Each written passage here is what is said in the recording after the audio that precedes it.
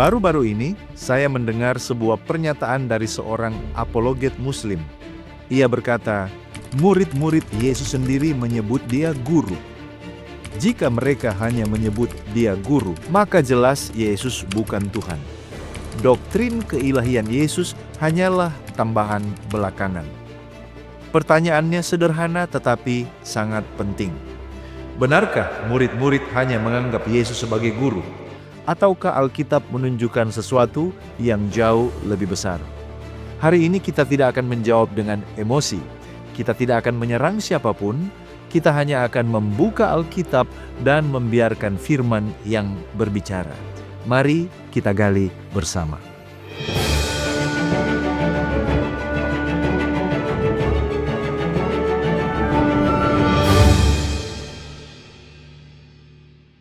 Yang pertama, ya, Yesus disebut guru. Kalau kita jujur, di dalam Injil, Yesus memang sering disebut sebagai guru. Dalam Yohanes 1 ayat 38, dua murid Yohanes Pembaptis memanggilnya Rabi yang berarti guru. Dalam Yohanes 13 ayat 13, Yesus sendiri berkata, "Kamu menyebut aku guru dan Tuhan dan katamu itu tepat, sebab memang akulah guru dan Tuhan." Jadi benar, Yesus adalah guru. Tetapi pertanyaannya adalah, apakah menyebut Yesus guru berarti ia bukan Tuhan? Jawabannya, tidak. Musa adalah nabi, Daud adalah raja, tetapi keduanya tetap manusia. Yesus adalah guru, tetapi apakah ia hanya guru? Itulah yang harus kita selidiki. Kita bisa melihat pengakuan murid-murid sendiri tentang keilahian Yesus. Mari kita lihat pengakuan langsung dari para murid. Contohnya di dalam Matius 16 ayat 16. Simon Petrus berkata, "Engkau adalah Mesias, Anak Allah yang hidup." Dan perhatikan respon Yesus. Ia tidak menegur Petrus. Ia tidak berkata, "Jangan berlebihan." Sebaliknya ia berkata bahwa pengakuan Petrus itu berasal dari wahyu Sang Bapa. Sekarang mari kita lihat pengakuan yang lebih eksplisit lagi. Dalam Yohanes 20 ayat 28, setelah kebangkitannya, Thomas berkata kepada Yesus, "Ya Tuhanku dan Allahku." Saudara, ini bukan metafora, ini bukan perumpamaan, ini adalah seruan langsung. Dan yang sangat penting, Yesus tidak menolak penyembahan itu. Bandingkan dengan malaikat di Wahyu 22 ayat 8-9. Ketika Yohanes tersungkur menyembah malaikat itu, maka malaikat berkata, "Jangan berbuat demikian, sembahlah Allah." Tetapi di dalam kasus ini, Yesus menerima penyembahan. Jika Yesus bukan Allah, maka ia membiarkan penyembahan yang salah. Tetapi Alkitab tidak pernah menunjukkan bahwa Yesus berdosa.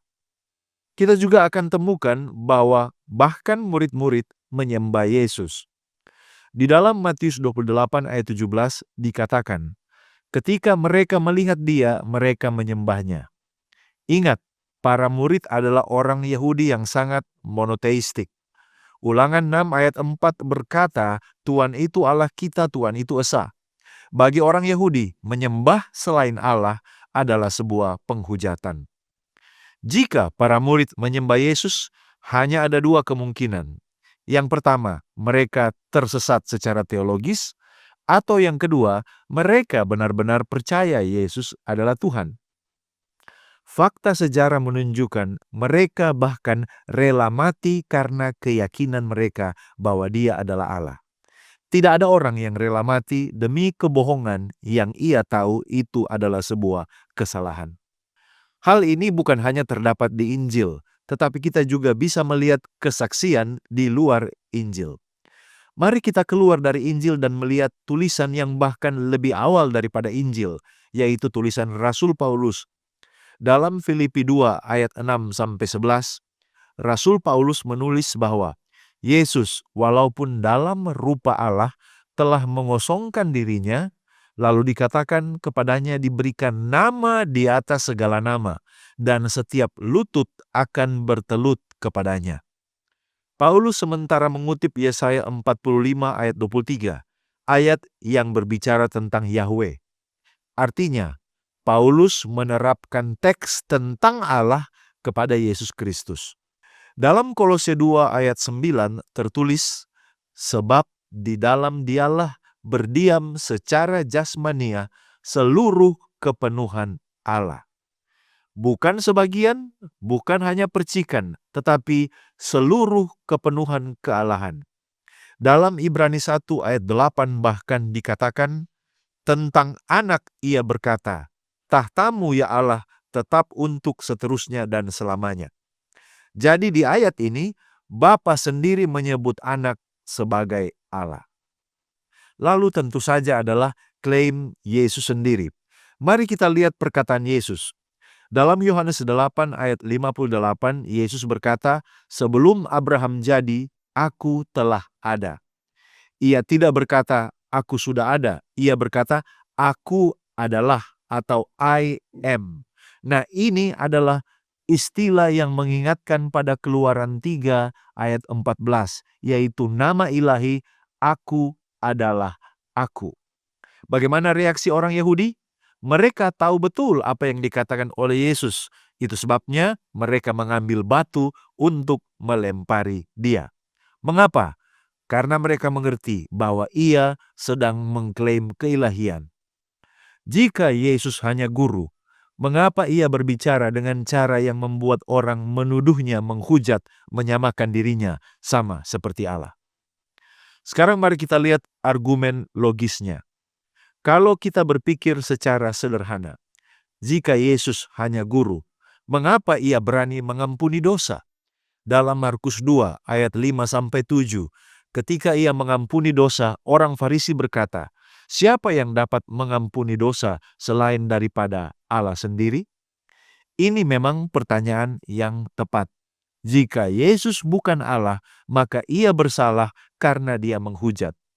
Tetapi, jika ia memang Allah yang menjadi manusia, maka tindakannya itu masuk akal. Mari kita lihat perspektif kekristenan secara teologis. Sebagai umat Kristen, kami percaya bahwa Yesus adalah Allah yang kekal yang menjadi manusia. Yohanes 1 ayat 1 berkata, pada mulanya adalah firman, firman itu bersama-sama dengan Allah dan firman itu adalah Allah. Dan Yohanes 1 ayat 14 berkata, firman itu telah menjadi manusia. Yesus bukan sekedar nabi, bukan sekedar guru moral. Ia adalah Allah yang turun menjadi manusia untuk menyelamatkan kita. Jika Yesus hanya guru, maka salib hanyalah kematian tragis seorang martir. Tetapi jika Yesus adalah Tuhan, maka salib adalah tindakan kasih ilahi yang menyelamatkan dunia. Kita juga perlu melihat bagaimana transformasi yang terjadi dalam diri murid-murid. Sebelum kebangkitan, murid-murid takut dan bersembunyi. Tetapi setelah kebangkitan, mereka memberitakan Kristus dengan berani. Apa yang berubah? Mereka yakin bahwa Yesus bukan hanya guru biasa yang mati, tetapi ia adalah Tuhan yang bangkit. Keyakinan itulah yang mengubah hidup mereka. Dan selama 2000 tahun, pengakuan yang sama terus bergema. Yesus adalah Tuhan. Saudara-saudariku, masalahnya bukan apakah murid-murid menyebut Yesus guru. Memang benar mereka melakukannya.